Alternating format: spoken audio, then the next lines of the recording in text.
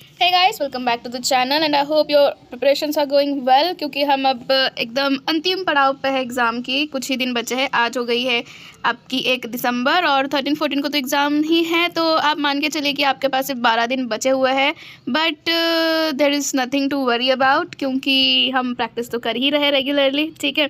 और अभी तक जिनके कॉन्सेप्ट्स क्लियर नहीं हैं तो वो थोड़ी सी और मेहनत कर ले, थोड़ा ज़्यादा टाइम दे दे अपनी पढ़ाई को एंड प्रैक्टिस सेट्स लगाते रहिए, क्योंकि प्रैक्टिस सेट से ही आपके जो डाउट्स है वो सब क्लियर होंगे, ठीक है।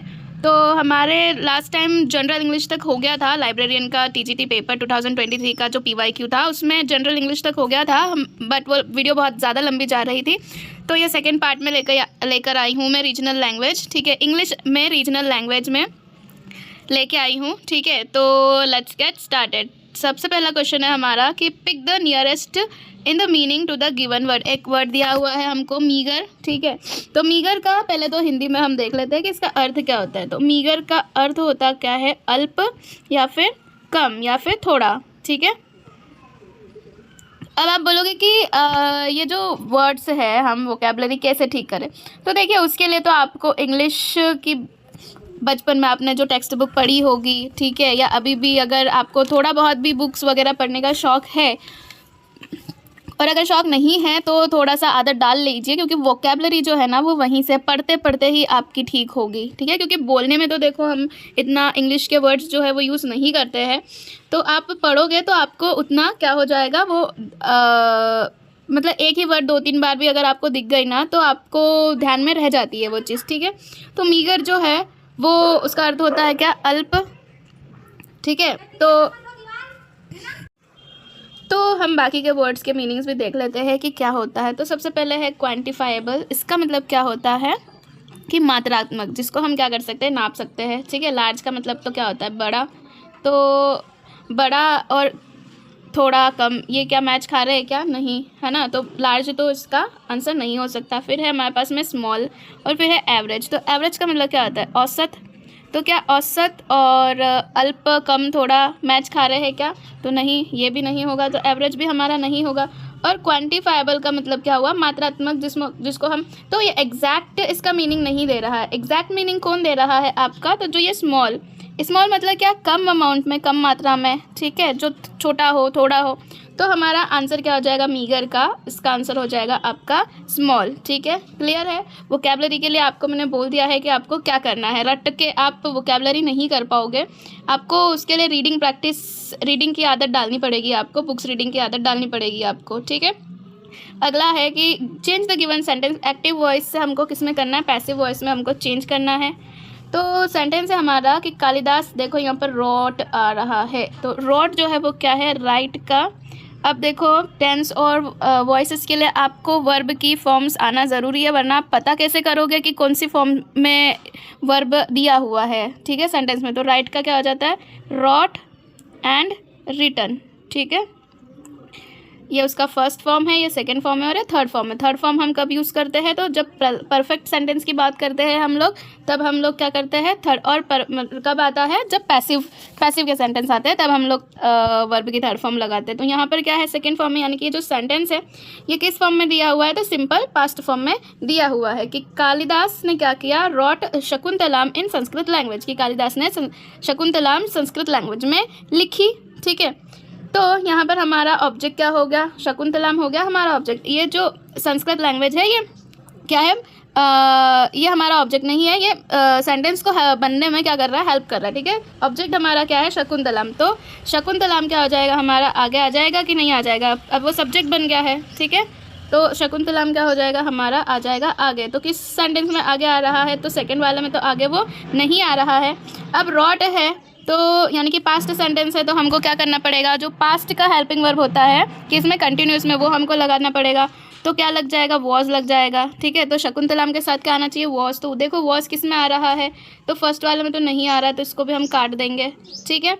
फिर थर्ड वाला कह रहा है कि शकुंतलाम वॉज रिटन, और फोर्थ कहता है कि शकुंतलाम वॉज बीइंग रिटन। अब एक लास्ट वाली वीडियो अगर आप देखोगे तो उसमें मैंने बताया हुआ है कि बीइंग हम कब लगाते हैं। तो बीइंग जब लगेगा जब हमारा एक्टिव सेंटेंस किस में हो? कंटिन्यूस में हो, ठीक है। कंटिन्यूस में जब एक्टिव सेंटेंस हो, ठीक है। तो जब हम उसको पैसिव के कंटिन्यूस में चेंज करेंगे तो हम क्या लगा देते हैं, बीइंग लगा देते हैं। तो क्या एक्टिव वाला सेंटेंस कंटिन्यूस में है, तो जी नहीं, वो तो सिंपल पास्ट में है। तो हमारा फोर्थ वाला भी क्या हो जाएगा, कट जाएगा, और हमारा आंसर क्या बन जाएगा, थर्ड वाला हमारा आंसर बन जाएगा, ठीक है। क्लियर है।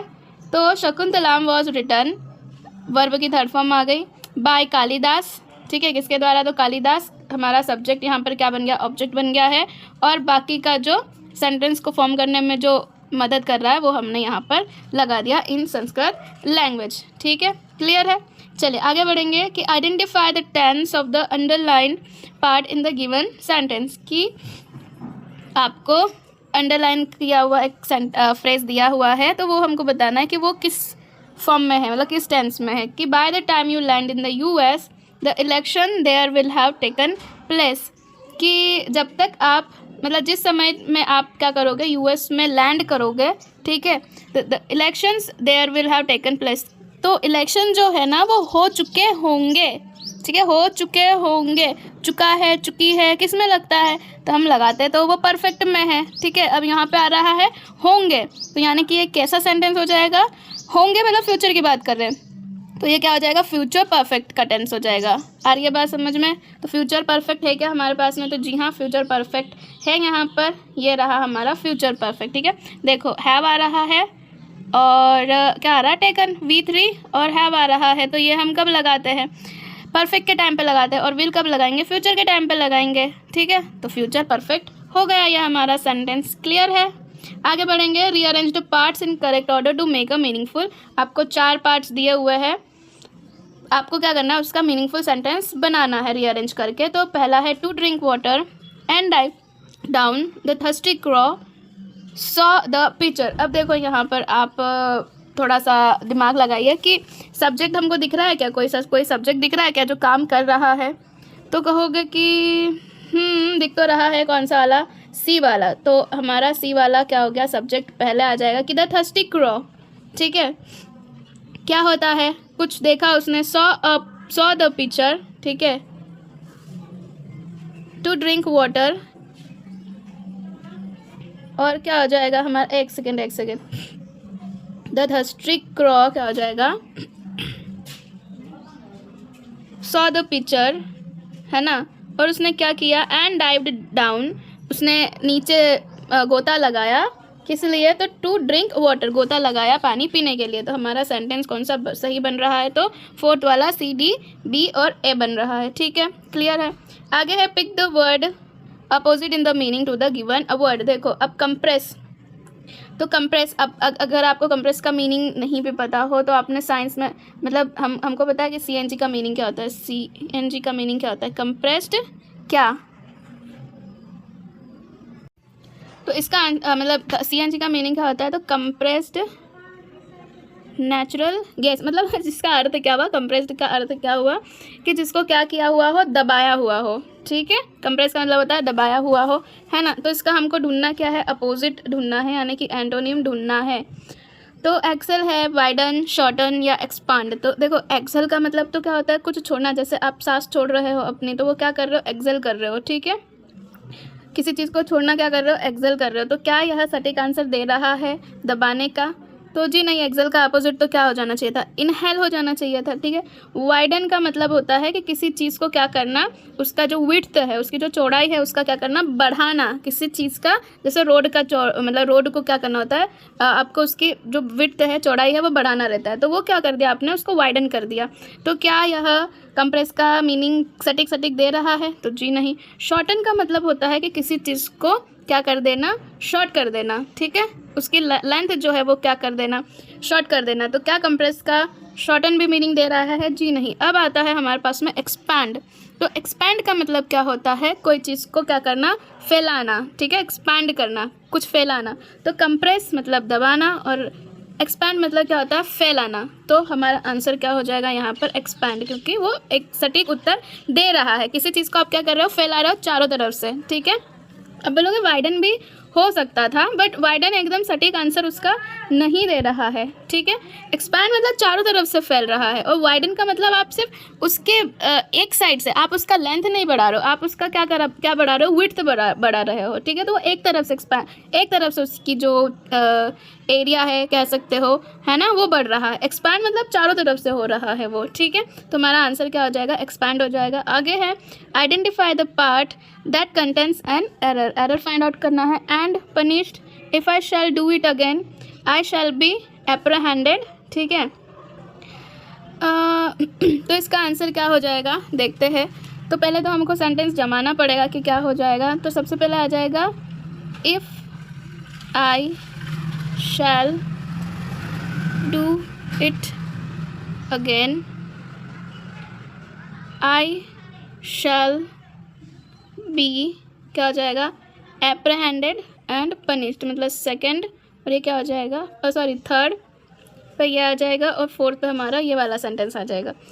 तो इसमें क्या, इसका पहले तो हम मीनिंग देख लेते हैं कि क्या बन रहा है। कि अगर क्या होगा कि अगर मैं फिर से ये करूँगा, है ना, करूँगा की बात कर रहा है। If I shall do it अगर मैं ये फिर से करूँगा तो क्या आई शैल बी, तो मुझे क्या कर देंगे, एप्रहेंडेड, पकड़ लिया जाएगा, एंड सज़ा क्या हो जाएगी, दी जाएगी, ठीक है।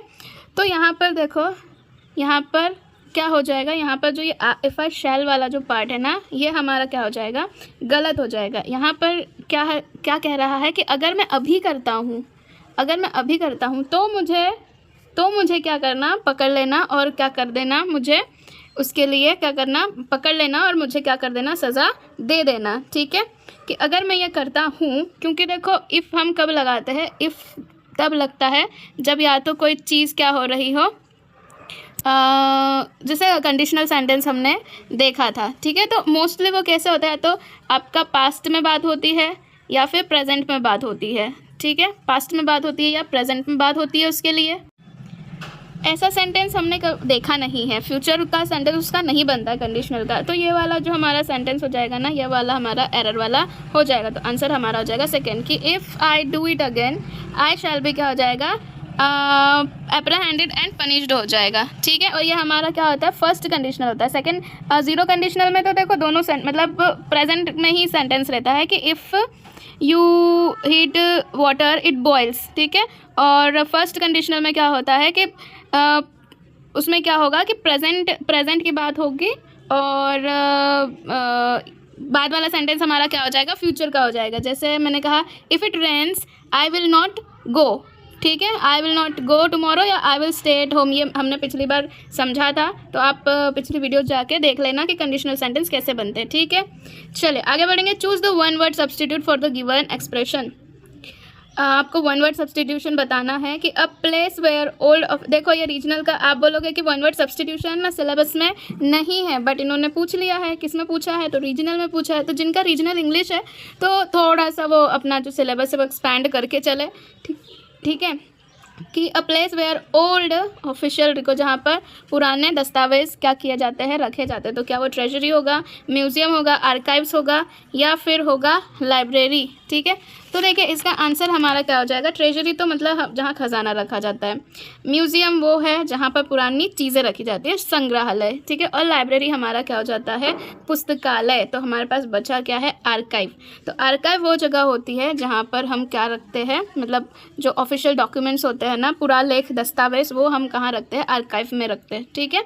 चले आगे बढ़ेंगे कि choose the correct meaning of the given idiom. एक इडियम दिया हुआ है कि मेक है वाइल द सन शाइन, ठीक है। इसका अर्थ क्या हो जाएगा, तो देखो इसका एक तो सीधा सा मीनिंग है, मतलब इसका लिटरली जो कॉन्सेप्ट है वो कहाँ से लिया गया है, तो किसानों से लिया गया है। कि जो किसान क्या करता है, घास क्या करता है, काटता है या इकट्ठा करता है, ठीक है, इकट्ठा करता है या फिर सुखाने का काम करता है। तो वो कब करेगा, है ना, कब करेगा कि जब उजाला रहेगा, या जब जब सूरज दिन में रहेगा, तब हम क्या करेंगे, घास काटेंगे या उसको सुखाने का काम करेंगे। है का मतलब होता है क्या, घास या फिर तिनका। तो क्या करेगा कि जब मतलब सूरज जो है वो चमकेगा, है ना, बाहर रहेगा, धूप जब निकली हुई रहेगी, तब हम क्या करेंगे, घास सुखा सकेंगे, है ना। मतलब जब तक अच्छी चीज़ है, ठीक है, जब तक अच्छी चीज़ है उसका क्या कर लो, उपयोग में ले लो, ठीक है, उपयोग ले लो, है ना। तो हम देखेंगे कि इसका मीनिंग कौन सा सेंटेंस निकाल रहा है। पहला है कि मेकिंग अ फुलिश एंडोवर, कि क्या इसका मीनिंग ये हो जाएगा कि एक मूर्खता से भरा कोई प्रयास करना। एंडोवर का मतलब होता है क्या, प्रयास, ठीक है, एक मूर्खता भरा प्रयास करना। या फिर कल्टिवेटिंग है while the sun is shining, पर ये तो क्या कर रहा है, हमको ईडियम का मीनिंग पता करना है कि क्या है। ये तो मैंने वो चीज़ बताई कि जिससे ये ईडियम लिया गया है कि घास काटना जब तक सूर्य जो है वो चमक रहा है, ठीक है। या फिर क्या करना, taking advantage of a favourable situation, कि एक क्या है, एक अच्छी सिचुएशन का क्या करना, आपको उसका एडवांटेज लेना। या फिर क्या करना, इंजॉइंग सनशाइन इन अ ग्रीन इन्वायरमेंट, कि आप क्या कर रहे हो, जो सूर्य धूप है उसका क्या कर रहे हो, आनंद ले रहे हो। तो इसका मीनिंग सीधा सीधा क्या हो जाएगा कि कोई अच्छी सिचुएशन है, ठीक है, कोई फेवरेबल कंडीशन है ना, आपके पक्ष में कोई कंडीशन है तो उसका क्या करना, उपयोग में लेना। इसी का अर्थ हो जाएगा मेक है वाइल द सन शाइन्स, ठीक है। आगे है choose the appropriate article to fill in the blank, कि Kalidas is considered as Shakespeare of India, इसमें क्या हो जाएगा, बताइए जल्दी से। तो आर्टिकल के तो बहुत सारे क्वेश्चन ऐसे देखे गए हैं जो क्या हो रहे हैं, गलत गलत जा रहे हैं लोगों के, है ना, क्योंकि किस वजह से, नो आर्टिकल की वजह से, ठीक है। बट यहाँ पर इतना कोई कैच नहीं है, यहाँ पर सीधा सीधा एक प्रॉपर नाउन को दूसरे प्रॉपर नाउन से, मतलब एक खास चीज़ को दूसरी खास चीज़ से, स्पेसिफिक चीज़ से क्या किया जा रहा है, कंपैरिजन किया जा रहा है। तो सीधा सीधा यहाँ पर क्या आ जाएगा, द आ जाएगा। नो आर्टिकल कब लगता है, जब हम क्या करते हैं, कोई जनरल आइडिया दे रहे हैं, ठीक है, कोई जनरल आइडिया बता रहे हैं, है ना, या फिर कोई अनकाउंटेबल नाउन हो या फिर प्लूरल हो, तब हम क्या करते हैं, नो आर्टिकल लगाते हैं, ठीक है। यहाँ पर कोई जनरल आइडिया नहीं दे रहे, यहाँ पर हम स्पेसिफिक कालिदास और स्पेसिफिक शेक्सपियर की बात कर रहे हैं कि जो कालिदास है ना वो इंडिया का क्या कहलाता है, कालिदास जी सॉरी, जो महान कवि कालिदास है वो क्या है, तो इंडिया के शेक्सपियर कहलाते हैं, ठीक है। तो दोनों ही महान है, इसलिए हमने क्या लगा दिया, द यहाँ पर लगा दिया। नो आर्टिकल कब लगेगा, जब कोई जनरल आइडिया दिया हो, किसी स्पेसिफिक पर्सन की वहाँ पर बात नहीं हो रही हो, तब हम नो आर्टिकल लगाएंगे। क्लियर है। आगे हमारे पास में कि नीदर या neither Ram nor Shyam present in the class yesterday, और ये कैसा सेंटेंस हो गया, तो सब्जेक्ट प्लस वर्ब एग्रीमेंट हो गया है ये, ठीक है। Subject plus verb, subject verb agreement का है ये क्वेश्चन।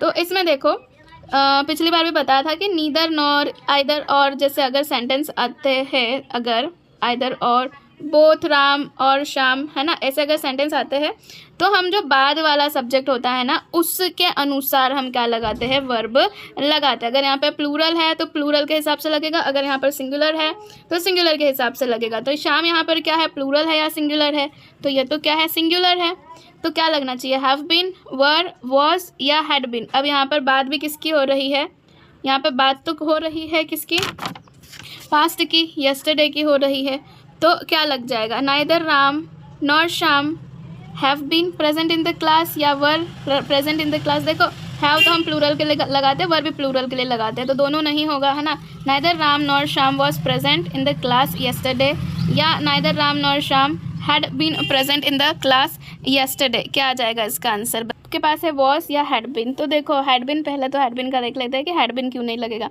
तो यहाँ पर जो ये कॉन्टेक्स्ट है ना, मतलब जो मीनिंग निकल रहा है वो पास्ट परफेक्ट का मीनिंग नहीं निकल रहा है, ये सिंपल सा कैसा है, पास्ट का आपका मीनिंग निकल रहा है। तो यहाँ पर क्या हो जाएगा, neither Ram nor Shyam was क्या हो जाएगा, present in the class yesterday, ठीक है। क्लियर है। हैड बीन हम कब लगाएंगे, जब पास्ट परफेक्ट की बात होगी, ठीक है। क्लियर है सभी को। और अगर कुछ डाउट है तो आप कमेंट सेक्शन में कमेंट कर सकते हैं किसी भी क्वेश्चन के लिए, ठीक है। तो यहाँ पर हमारे जो टीजीटी लाइब्रेरियन का पेपर जो है वो ख़त्म होता है, एंड इसके बाद आई एम थिंकिंग कि जो फुल मॉक टेस्ट है 100 मतलब मार्क्स का वो लेकर आऊँ, ठीक है। तो आप क्या कहते हैं, do let me know in the comment box, और फिर हम कल से या तो स्टार्ट कर देंगे उसको, ठीक है। तो इसमें कितने आपके सही जा रहे हैं वो ज़रूर बताइएगा मुझे कमेंट सेक्शन में, एंड या keep practicing. I will see you in my next video. Bye.